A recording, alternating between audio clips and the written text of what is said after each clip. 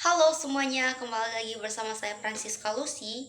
Jadi di video saya hari ini akan membahas tentang materi ilmu sosial budaya dasar pada bab 4, yaitu tentang manusia sebagai makhluk individu dan makhluk sosial.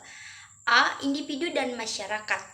Manusia sebagai makhluk individu memiliki unsur jasmani dan rohani, unsur fisik dan psikis, unsur raga dan jiwa. Pengertian manusia sebagai makhluk individu mengandung arti bahwa unsur yang ada dalam diri individu tidak terbagi, merupakan satu kesatuan yang tidak terpisahkan. Individu adalah manusia yang memiliki kesatuan yang terbatas, yaitu sebagai manusia perseorangan atau orang seorang yang memiliki keunikan. Karakteristik yang khas dari seseorang ini sering kita sebut dengan kepribadian. Kedua, manusia sebagai makhluk sosial. Manusia dikatakan sebagai makhluk sosial, yaitu manusia yang di dalam hidupnya tidak bisa melepaskan diri dari pengaruh manusia lain. Cole berpendapat bahwa looking glass self terbentuk melalui 3 tahap. Tahap pertama, seseorang mempunyai persepsi mengenai pandangan orang lain terhadapnya. Tahap kedua, seseorang mempunyai persepsi mengenai penilaian orang lain terhadap penampilannya. Tahap ketiga, seseorang mempunyai perasaan terhadap apa yang dirasakannya sebagai penilaian orang lain terhadapnya itu. Dapat disimpulkan bahwa manusia dikatakan sebagai makhluk sosial karena beberapa alasan. Yang pertama, manusia tunduk pada peraturan norma sosial. Yang kedua, perilaku manusia mengharapkan suatu penilaian dari orang lain. Yang ketiga, manusia memiliki kebutuhan untuk berinteraksi dengan orang lain. Yang keempat, potensi manusia akan berkembang bila ia hidup di tengah-tengah manusia. Masuk ke pengertian masyarakat dan ciri-cirinya. Istilah masyarakat dalam bahasa Inggrisnya society, sedangkan istilah komunitas dalam bahasa Inggrisnya community. Society atau masyarakat berbeda dengan komunitas atau masyarakat setempat. Terdapat perbedaan mendasar antara kedua konsep tersebut.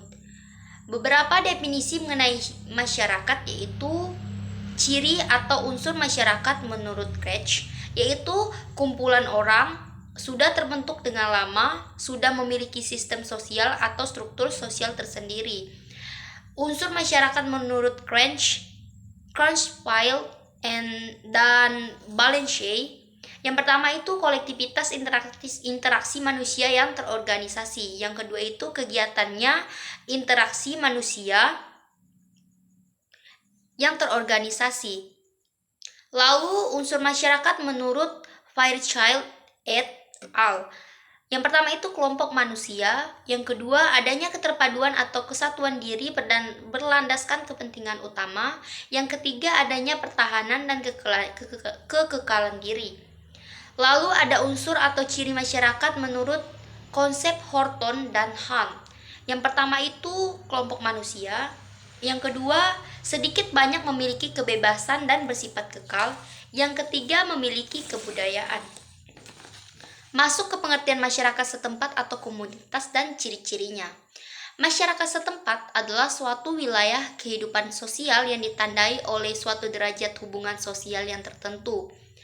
Unsur pertama dari komunitas adalah adanya wilayah atau lokalitas. Unsur kedua dari komunitas adalah perasaan saling ketergantungan atau saling membutuhkan.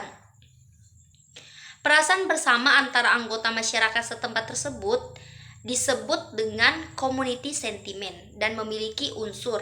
Yang pertama itu seperasaan, kedua itu sepenanggungan, dan ketiga saling memerlukan. Jadi masuk ke masyarakat kota dan desa. Sebuah desa seringkali ditandai dengan kehidupan yang tenang, jauh dari hiruk-pikuk keramaian, penduduknya ramah tamah, saling mengenal satu sama lain, mata pencarian penduduknya kebanyakan sebagai petani atau nelayan. Sebuah kota seringkali ditandai dengan kehidupan yang ramai, wilayahnya lebih luas, banyak penduduknya, hubungan yang tidak erat satu sama lain, dan mata pencarian penduduknya bermacam-macam. Masuk ke interaksi sosial dan pelapisan sosial. Yang pertama, interaksi sosial, proses di mana orang-orang berkomunikasi, saling mempengaruhi dalam pikiran dan tindakan. masuk ke bentuk interaksi asosiatif, yaitu kerjasama timbul karena orientasi orang perorangan terhadap kelompoknya dan kelompok lainnya. Akomodasi, adapun bentuk-bentuk dari akomodasi, yang pertama itu coercion, yaitu suatu bentuk akomodasi yang prosesnya dilaksanakan karena adanya paksaan. Lalu ada kompromis, suatu bentuk akomodasi di mana pihak yang terlibat masing-masing mengurangi tuntutannya agar tercapai suatu penyelesaian terhadap perselisihan. Lalu arbitration, yang keempat conciliation, yang kelima itu stalemate.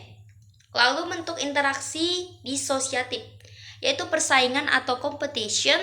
Persaingan adalah bentuk interaksi yang dilakukan oleh individu atau kelompok yang bersaing untuk mendapatkan keuntungan tertentu bagi dirinya dengan cara menarik perhatian atau mempertajam prasangka yang telah ada tanpa menggunakan kekerasan. Yang E itu stratifikasi sosial dan pelapisan masyarakat.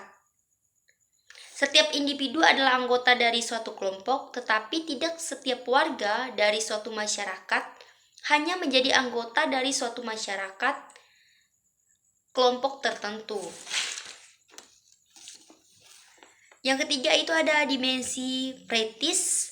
Nas dan Sonde membuat pengelompokan dimensi gaya hidup dalam 5 kelompok. Yang pertama itu dimensi morfologis, kedua itu hubungan sosial dan jaringan kerja, yang ketiga itu penekanan bidang kehidupan atau domain, yang keempat itu makna gaya hidup, dan yang kelima dimensi simbolik.